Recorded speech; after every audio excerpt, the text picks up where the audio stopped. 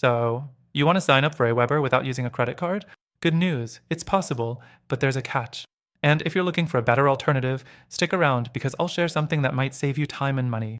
AWeber offers a completely free plan, and you don't need a credit card to sign up. Just go to their website, click, get a free account, enter your email, and set up your account. No payment details required at first. Next thing, limitations. The free plan sounds great, but it's capped at 500 subscribers and only includes basic features. No automation, limited landing pages, and AWeber's branding stays on your emails. If you're running a business or want full control, you'll hit these limits fast. And when you upgrade, that's when they'll ask for your credit card.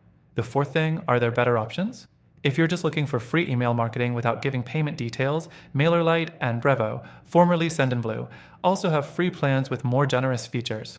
MailerLite allows 1,000 subscribers, and Brevo offers unlimited contacts with 300 free emails per day. AWeber is great for beginners, but the free plan feels more like a trial with restrictions.